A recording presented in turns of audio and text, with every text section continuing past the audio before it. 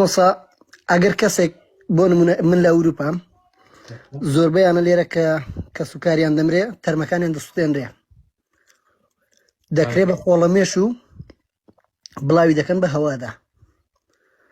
ئەو جۆرە کەسانە ینی کوردەکانی خۆمان کافرەکان مشتریکان جاو کەسانە کە خۆڵەمێشەکانیان بە هەوادا دەکرێت دەمەوێت بزانم حەزابی قەبر بۆ ئەوانە چۆناوچۆنیە. من یەک دوو جاری تریش باسم کردووە وەکو لە عەقیدەی تەحاویشە بە هەمان شێوە هاتووە.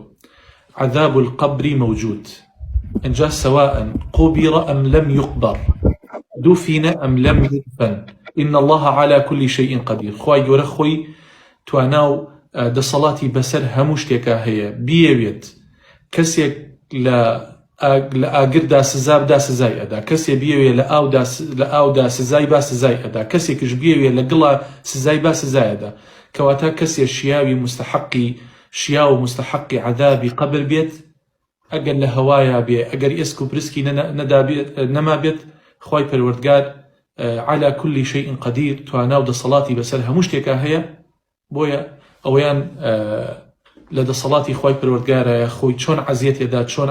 عذابی قبرێدات ئەوە لە عیلمی خوایە بەڵام ئەگەر ئەو کەسە شیا و مستحقی عذاب بێت ڕوحەکەی عذاب ئەدرێت نەک جەسەدەکەی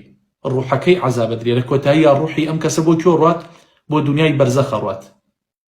بەڵێ دنیای بەرزەخش لەکوێیە؟ دنیای بەرزەخش لە ژێر عەرزایە. دەستخۆش بووە مەسەد جەزاکەڵڵا. پرسیار هەر درێژە پێدەریە و پرسیارەم ئەوەیە هەر کەسێک لە هەر شوێنێک بمرێ بۆ نمونە کە دەشادرێتەوە لە شوێنی خۆشی لە قیامەتدا زیندوی دەبێتەوە و ئەم کەسە بۆ نمونە کە خۆڵەمێشی بە هەوادا دەکریان لە ئاو دەکرێت ئەو شتانە چۆنی زیندوی دەبێتەوە لە شوێنی خۆدا. طبعا قوربانگیان ئەوە لە عیلمی خوایە ئایا ئەو کەسە لە کێ زیینو ئەکرێتەوە عەجب و دەنەبەکەی ئەوەی بە کوردی خۆمان پێڵێن کلێنچکە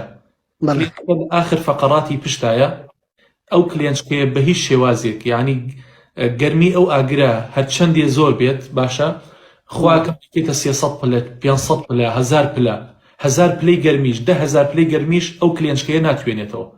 کەواتە ئەو کلێنچکەیە لەکوێ بێت ئەو بارانەی کەوا لە ئاخر زەمانە کە ئەو کاتی کە وەکو تۆوی پیا وایە